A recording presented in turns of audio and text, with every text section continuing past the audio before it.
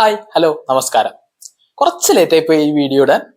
Actually Dhurandhar ആ പേര് കേട്ടപ്പോൾ ആക്ച്വലി ഒരു ദുരന്തം വിചാരിച്ചു വരുന്ന ഒരു പടമായിരുന്നു. പിന്നെ അതിന്റെ റിവ്യൂസ് ഒക്കെ അത്യാവശ്യം നന്നായിട്ട് വന്നതോടുകൂടി അതിനൊരു ക്യൂരിയോസിറ്റി ആയി. അങ്ങനെ എടുത്ത് നോക്കിയപ്പോഴാണ് ഇതിന്റെ ഡയറക്ടർ ആരാണെന്ന് അറിയുന്നത്.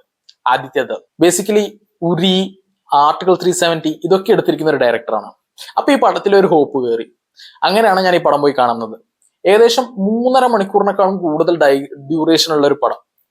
അത് അത്രയും വലിയ ഡ്യൂറേഷൻ എന്നുള്ളത് തന്നെ ആക്ച്വലി ഒരു ഹെസിറ്റേഷൻ ആയിരുന്നു പോവാൻ. എന്നാൽ പടം തുടങ്ങി കഴിഞ്ഞ് കുറച്ച് കഴിഞ്ഞപ്പോൾ തന്നെ അക്കാര്യം അങ്ങ് മൈൻഡിൽ നിന്ന് അങ്ങ് വൈപ്പ് ഔട്ട് ആയ പോലെ ഒരു തോന്നൽ. കാരണം അത്രയും എൻഗേജിങ് ആയിട്ട് തന്നെ ആ പടം മുന്നോട്ട് പോയി. ബേസിക്കലി ഒരു സ്പൈ മൂവി എന്ന് വേണമെങ്കിൽ പറയാം. ഈ ബോളിവുഡ് സ്പൈ പടങ്ങൾ എങ്ങനെ എടുക്കണം എന്നുള്ളത് ഡീകോഡ് ചെയ്തു ഈ പടത്തിലൂടെ എന്നാണ് എനിക്ക് പേഴ്സണലി തോന്നിയത്. കാരണം ഇതിനേക്കാളും മുമ്പ് വന്ന വാർ 2 ആയിക്കോട്ടെ, വേറെ ഏത് പടങ്ങൾ എടുത്താലും വാർ 2 എനിക്ക് ഭയങ്കര ഡിസപ്പോയിന്റ് ചെയ്ത ഒരു പടമായിരുന്നു. കാരണം അത്രയും നല്ല സ്കോപ്പ് ഉണ്ടായിരുന്നു. വാർ അത്യാവശ്യം നല്ല പടമായിരുന്നു. അതിന്റെ സെക്കൻഡ് പാർട്ടായി വന്ന വാർ 2 അത്യാവശ്യം ഭയങ്കര മോശമായിട്ടാണ് പ്രസന്റ് ചെയ്യപ്പെട്ടിരുന്നത്. ഓവർ ദ ടോപ്പ് പരിപാടികൾ, സെറ്റപ്പ് ഇതൊക്കെ കൊണ്ട് അതൊരു തീരെ കൺവിൻസിങ് ആവാത്തൊരു പടമായിരുന്നു. അടുത്ത സ്പൈ മൂവി എന്ന രീതി ഒരു ചെറിയ ഹെസിറ്റേഷൻ ഉണ്ടായിരുന്നു. എന്നാൽ ഈ പടം തുടങ്ങിയപ്പോൾ തന്നെ അതിന്റെ ഒരു സ്റ്റാർട്ടിംഗുള്ള പോർഷൻ, ആ ഒരു പരിപാടി, സെറ്റപ്പ് ഇതൊക്കെ കൊണ്ട് ആ ഒരു പടത്തിന്റെ ഒരു എൻഗേജിങ്ങിലൂടെ നമുക്ക് കടന്നു പോകാൻ പറ്റും. പാകിസ്ഥാനിലേക്ക് ഇൻഫിൽട്രേറ്റ് ചെയ്യപ്പെടുന്ന ഒരു സ്പൈ, അവരുടെ സ്റ്റോറി, പരിപാടി ഇതൊക്കെയാണ് ഇതിൽ നടക്കുന്നത്. എടുത്തു പറയേണ്ടത് ഇതിന്റെ കാസ്റ്റിന്റെ performance. Starting with Ranveer Singh. Ranveer Singh recent ആയി ചെയ്തിരിക്കുന്ന ഒരുപാട് പടങ്ങൾ അത്യാവശ്യം നല്ല രീതിയിൽ തന്നെ ബോക്സ് ഓഫീസ് പരാജയപ്പെട്ട പടങ്ങളാണ്. ടു ബി ഫ്രാങ്ക് ഭയങ്കര ഡിസാസ്ട്രസ് ആയിരിക്കുന്ന പടങ്ങളും ഉണ്ട് അതിൽ. അങ്ങനെ ഇരിക്കുമ്പോഴാണ് ഈ ഒരു പടത്തിന്റെ ഒരു കടന്നുവരവ്.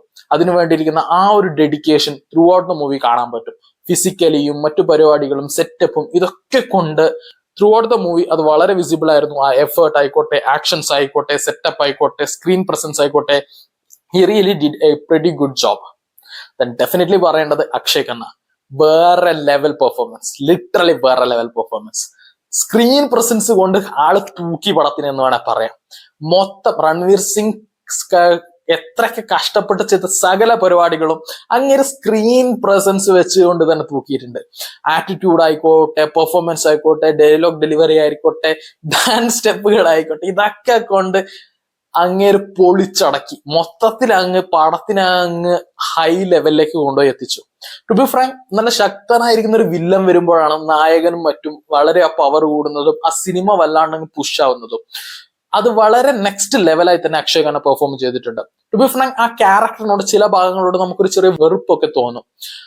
അത് തന്നെയാണ് സത്യത്തിൽ ആ ഒരു നടന്റെ ഒരു സക്സസ് എന്ന് ഞാൻ വിചാരിക്കുന്നു. കാരണം അത് it is not easy to make people hate you through your performances.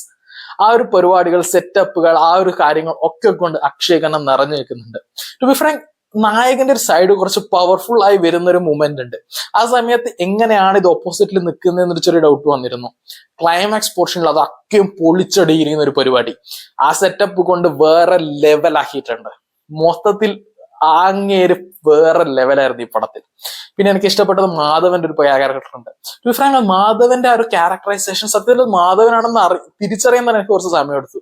അത്രയും ഭയങ്കര രസമുള്ള ഒരു ട്രാൻസ്ഫോർമേഷൻ പരിപാടി, സെറ്റപ്പ് കാര്യങ്ങളൊക്കെ ആയിരുന്നു. കുറച്ച് ചെറിയൊരു ഡ്യൂറേഷനേ ഉള്ളൂ എങ്കിലും അത് വളരെ നൈസായിട്ട് തന്നെ മാധവൻ ചെയ്തിട്ടുണ്ട്. പിന്നെ അർജുൻ രാംപാൽ, അങ്ങനെ തന്നെ സഞ്ജയ് ദത്ത്, ഇവരൊക്കെ കൊണ്ടിരിക്കുന്ന ചെറിയ ക്യാരക്ടേഴ്സും പരിപാടികളും സെറ്റപ്പും കൊണ്ട് ഇതിന്റെ റിച്ച്നെസ് അങ്ങ് നിറഞ്ഞു നിൽക്കുന്നുണ്ട്. ടു ബി ഫ്രാങ്ക് ഒരാളും കൂടി പറയണം, അക്ഷയ് ഖന്നയുടെ കസിനായിട്ട് അഭിനയിക്കുന്ന ഒരു ചങ്ങായി ഉണ്ട് ഇതില്, രൺവീർ സിംഗിന്റെ ഒപ്പരം. അങ്ങനെയുടെ പെർഫോമൻസ് വേറെ ലെവലായിരുന്നു. ഭയങ്കര രസമുള്ള ഒരു പെർഫോമൻസ്, ആറ്റിറ്റ്യൂഡും പരിപാടിയും ഒക്കെ കൊണ്ട് അടിപൊളിയായിരുന്നു. So basically performance top notch. പിന്നെ സാര അർജുൻ. ടു ബി ഫ്രാങ്ക് അവരുടെ ഒരു ഏജ് ഗ്യാപ്പ് ഒരു ഭയങ്കര ചർച്ചാ വിഷയമായിരുന്നു. പക്ഷെ അതിൽ ഒരു ഡയലോഗ് കൊണ്ട് പടത്തിൽ അതിനെ ജസ്റ്റിഫൈ ചെയ്യുന്നുണ്ട്. മേ ബി സെക്കൻഡ് പാർട്ടിൽ അതിനെക്കുറിച്ച് കുറച്ചും കൂടി ഡീറ്റെയിൽഡ് ആയിട്ടുള്ള കാര്യങ്ങൾ വന്നേക്കാം. പക്ഷെ എനിക്ക് ഭയങ്കര ഇഷ്ടപ്പെട്ടത് ഒരുപാട് ക്ലോസപ്പ് ഷോട്ടുകളാണ് അവർ രണ്ടുപേരുടെ കെമിസ്ട്രി ക്യാപ്ചർ ചെയ്യാൻ വേണ്ടി എടുത്തിരിക്കുന്നത്. അതുകൊണ്ട് തന്നെ അത്രയും നമ്മളെ അത് അത് നമ്മുടെ മൈൻഡിലേക്ക് അത്രയും കയറി വന്ന് ഇറിറ്റേറ്റ് ചെയ്യുമൊന്നുമില്ല. അതൊരു നല്ലൊരു പ്രസന്റേഷൻ ആണെന്ന് എനിക്ക് പേഴ്സണലി തോന്നി. എനിക്കിത് കഴിഞ്ഞ ശേഷം ഏറ്റവും ഇഷ്ടപ്പെട്ടത് ഇതിന്റെ സോങ്സ് ആണ്. സോങ്സ് ആൻഡ് BGM വേറെ ലെവലാണ്. ഒരു തിയേറ്ററിൽ കേൾക്കുമ്പോൾ ആ സോങ്സ്, പരിപാടികൾ എന്റെ അമ്മു അങ്ങ് വേറെ ലെവൽ എത്തിക്കും. BGMs, സെറ്റപ്പ്, കാര്യങ്ങൾ നെക്സ്റ്റ് ലെവൽ. നിങ്ങൾക്കെല്ലാം അറിയാവുന്ന പോലെ ഇതുപോലെ തന്നെ സോങ്സുകൾ വളരെ ഹിറ്റാണ്. BGMs ഭയങ്കരമായിട്ട് ബൂസ്റ്റ് ചെയ്യുന്നുണ്ട് പടത്തിനെ. That is next level 1. Music was done a pretty good job. To push this movie to the next level. അതേപോലെ സിനിമാറ്റോഗ്രഫി ആയിക്കോട്ടെ, അതിന്റെ ക്യാപ്ചറിങ് ആയിക്കോട്ടെ, പരിപാടികളായിക്കോട്ടെ, ഇതൊക്കെ ഭയങ്കര രസമുള്ളതായിരുന്നു. ഇത് ആർട്ട് ഡിപ്പാർട്ട്മെന്റിന് ഒരു കൈയടിച്ച് കൊടുത്തേ പറ്റൂ. ഡെഫിനറ്റ്ലി പാകിസ്ഥാനിൽ പോയി ഷൂട്ട് ചെയ്യാൻ എന്തായാലും പറ്റില്ല. അപ്പം ഇന്ത്യയിൽ ഷൂട്ട് ചെയ്ത് അതിന് ഇന്ത്യയിലോ അല്ല ബാക്കി രാജ്യങ്ങളിലൊക്കെ ഷൂട്ട് ചെയ്ത് അതിനെ കൺവിൻസ് ആക്കി എടുക്കാൻ പറ്റിയ ആ ഒരു എഫേർട്ട് അത് വളരെ രസമായിരുന്നു. ഭയങ്കര ചില സീനുകളൊക്കെ കാണുമ്പോൾ ഇവന്മാർ ശരിക്കും പാകിസ്ഥാനിൽ പോയാണ് ഇത് ഷൂട്ട് ചെയ്തതെന്ന് നമുക്ക് തോന്നും. അത്രയും ഭംഗിയായിട്ട് തന്നെ ചെയ്തിട്ടുണ്ട്. That is top notch.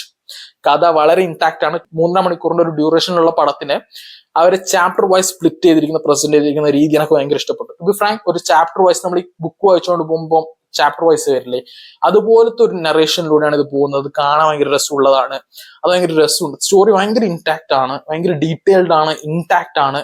അതിനെ ഹുക്ക് ചെയ്ത് നിൽക്കുന്ന, കംപ്ലീറ്റ് ആയി ജസ്റ്റിഫൈ ചെയ്യുന്ന ഒരു മികച്ച ഒരു തിരക്കഥ, ഒരു സ്ക്രിപ്റ്റ് അതിനെ നല്ല രീതിയിൽ തന്നെ പ്രസന്റ് ചെയ്തിട്ടുണ്ട്. അത് ത്രൂ ഔട്ട് ദ മൂവി നിങ്ങൾക്ക് ആ ഒരു ക്വാളിറ്റി ഓഫ് മേക്കിംഗ് നിങ്ങൾക്ക് കാണാൻ പറ്റും. ഇതിന്റെ സെക്കൻഡ് പാർട്ടും കൂടി റിലീസ് ആവുന്നുണ്ട്. Definitely so the hype is real. Video ഇഷ്ടപ്പെട്ട ലൈക്ക് ചെയ്യുക, ഷെയർ ചെയ്യുക, കമന്റ് ചെയ്യുക. Thank you.